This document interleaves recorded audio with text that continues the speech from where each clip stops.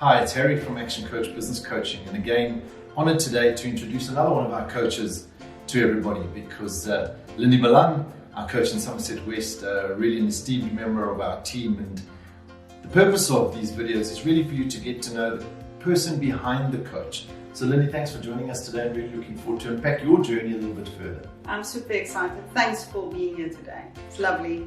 So Lindie, you've got a bit of an entrepreneurial background. I think a lot of coaches come to this business from a more corporate background, but you were more entrepreneurial. So give us a sense of what that journey looked like before you became an action coach.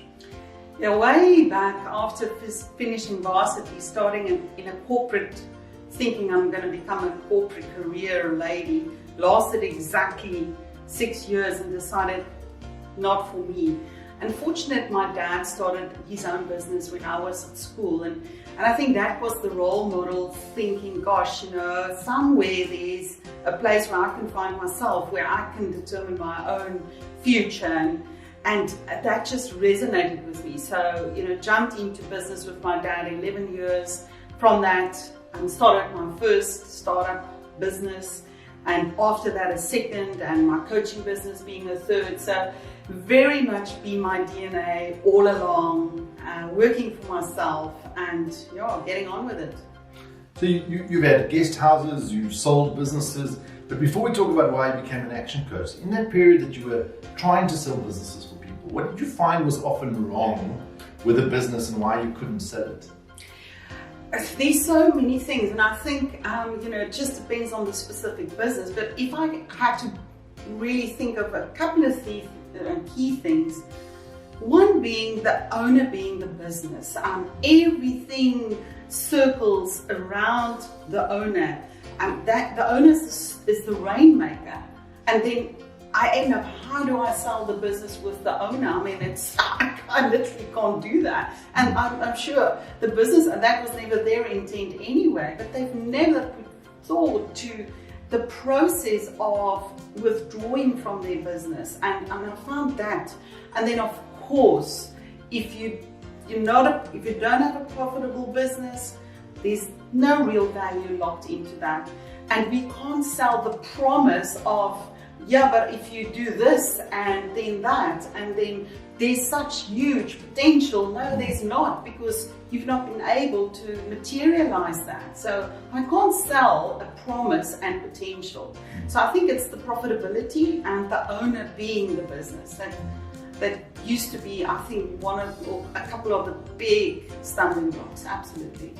I think that's often a common mistake people make is they are the business themselves, they've worked there their whole life, they think they're going to sell it for a lot of money, and there's nothing really successful to sell, and then they're selling the promise, as you say. But then that led you to say, well, there's a better way, and you became an action coach. So what was it around business coaching that really ticked the boxes for you and got you to make that transition?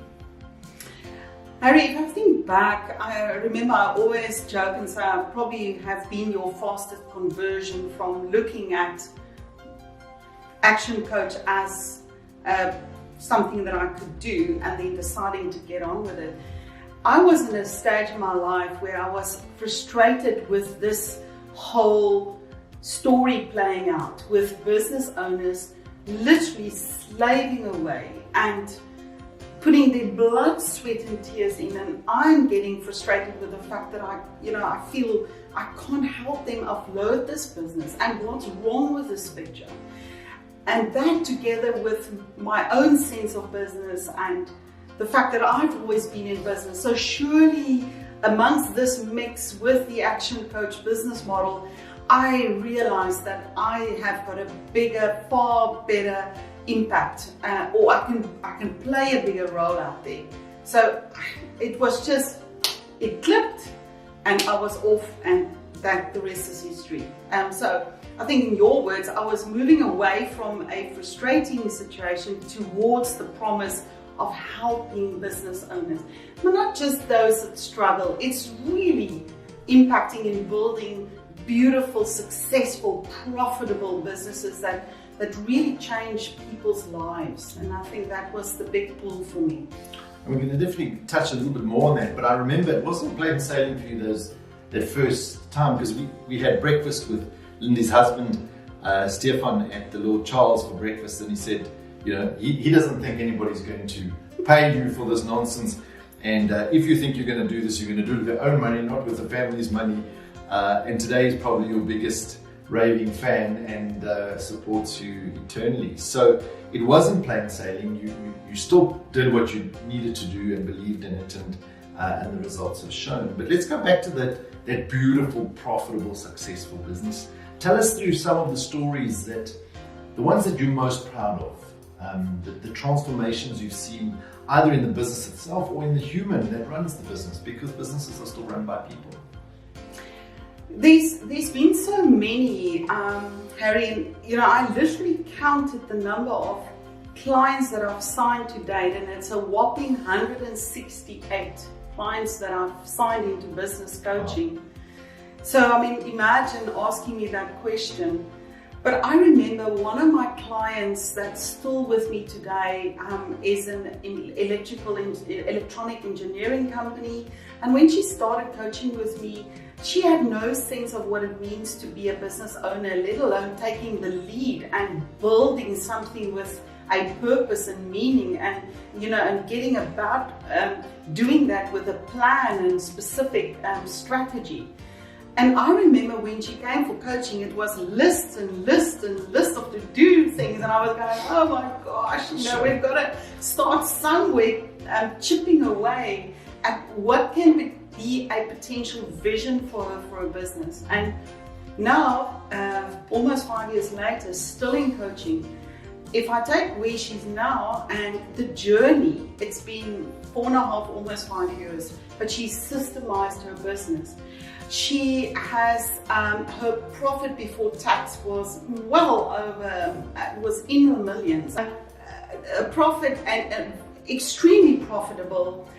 She's transforming herself and her team into the almost perfect vision of how she sees herself going forth. And it was that complete transformation that it's just so inspiring to see how people all of a sudden understand, but I can be so much more than what I've been, and that's amazing.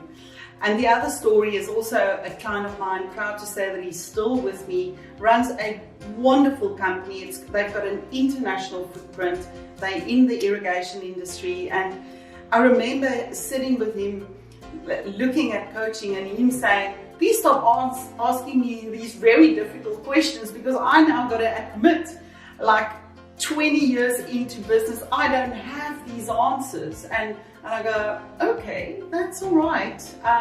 We don't supposed to have all the answers. But now, again with him, systemize the business. We've got a financial system going. He's got the answers to his business on his fingertips, and he's building a fantastic business with a global footprint. And again, that transformation of you know, going towards something that I never thought possible. And that's, you know, some of the stories. Yeah, 168. There's many others, believe you me. And there's a whole range of businesses, and I think because of the products and services that we offer, it is from the smaller businesses to some of those that are hundreds of millions and international presence and things like that too. So you'll see that I called Lindie right early up front a live wire. There's a lot of passion, there's a lot of energy behind it. But if I'm thinking of taking on a coach, or maybe I'm not even thinking it, I'm just in my business and I know there's more. Because as you said, it's not always a struggling business. It's a business that gets to a point and goes, I know there's more, but for whatever reason, I can't go there. I'm too lazy, I don't have the skills, I've got comfortable, whatever. What do you think you bring to the party that really helps them chase that dream again? If I try to look at myself outside in, I believe it's myself being completely authentic, in the sense that I will run and work and be committed 100% in my effort in coaching you through that journey. So the complete authenticity of, I honestly believe I am completely authentic. And also the fact that there's a lot of relatability. You know, it doesn't matter how big or small the businesses were that I built, it did call for courage, it did call for leadership. And I think, you know, I'm always looking for those business owners out there that's looking to unlock their leadership, their potential to lead, that has the courage to go beyond. And that resonates with me. So I'm always looking for that language, because sadly, we all want many things in life, but I don't think we were all born to be entrepreneurs and really move the bar. I don't believe there's space for everyone, and we don't all get to build those wonderful businesses. You can just be completely content, still have a beautiful business. But I'm thinking the ones that really stand out are the ones that really impacts on the community and their lives. And I think that's what resonates with me. I like that language. And that's become a bit of your own personal transformation the last while in particular, where besides a beautiful, profitable, sustainable, successful business, there's this heart and this passion to really, you know, impact at grassroots, to bring about transformation. Because I think in South Africa we talk about it, but you know, do we really live it? And that's become a real passion almost for yourself. So talk us through a little bit about that passion. I think that's also something about me that I never understand. Do I always got to make it so difficult? But for me, growth lies in the unknown. It's in the potential that where I can still develop my best version. And I truly believe that transformation comes with unlocking the potential of individuals and enabling individuals, even employees, even in teams, developing leadership in teams, cultivating empowering cultures where leadership is embodied and culture is something that we aren't our values, we live our values. And for me, that's leadership. And I think, you know, I look at poverty and I just think, where did we lose the plot where people feel so disenabled, and there's just seemingly just like ceilings all over the show. And for me, it's about really helping individuals and like you say, impacting on grassroots level. I think we can, but we need to believe that we can, and it starts with self-belief. So I think I'm rambling on, but it has become a big passion of mine to transform environments and businesses in places where people can really discover themselves in terms of their potential. And we live in such a restricted environment, and things are put onto us, and we led to believe we are only able to do this and that. And I don't think so. I think there's lots more to it. Yeah, and you've definitely done that through businesses, through executive teams, through teams, and even employees at grassroots level. And the beauty about I like the way you said it's around the people, because people run businesses, people are involved in businesses. If you empower the people, the change happens. And as humans, fortunately, we're still mostly good. The more we grow, the more abundance there is, the more we share and the more we give, which is exactly what you're trying to achieve. So you also do a lot of personal development. You're really committed to your own learning, your own development, reading courses, things like that. So what are some of the standout kind of maybe books, maybe courses, maybe people out there that you've learned from? Again, gosh, many. I've made it my mission to listen to a new Audible book almost every second week. And I think some of the titles that I've listened to in the last couple of weeks has all been about transformation. And I think one of the standouts one is definitely Drive by Daniel Pink, that talks about what motivates the new generation employee team, you know, and the whole thing about mastery and autonomy and purpose. And again, that whole notion of creating beautiful environments where people find themselves engaged, and there's a purpose, and there's leadership, there's visionary leadership, and I can take my people somewhere. So Daniel, I've read Exponential Organizations by Salim Hassan, that talks about digital transformation and all the disruptive things going on out there. So I think, yeah, it's a moving show, but I just don't go into a place of fear. I go into a place of what could that potentially mean? And again, I find myself as a coach in the center of the storm, the perfect storm, and that excites me. Yeah, absolutely. So another part around the authenticity is despite being a business coach, having these 168 clients over a period of time, you're still a mom, 3 kids, the youngest of which was in matric last year when we had all the lockdown and the shutdown, also head girl. You're a wife, you've moved multiple times home, so you've acquired furniture, put up curtains, lost furniture, downscaled, upscaled, all of it. So that's still happening in the background. And I think, especially as men, we don't understand the impact that it takes for a woman to be an entrepreneur, because you still take the brunt of the household chores and management and things like that. So how do you keep it all together? How does Lindie cope with all these different strains and stresses?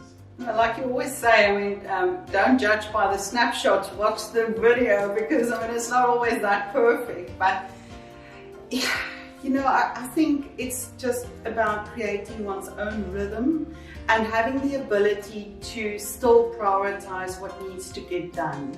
So for me, I tend to not look too far ahead. I tend to look what needs to happen in the next month, 3 months, 6 months, and position around that.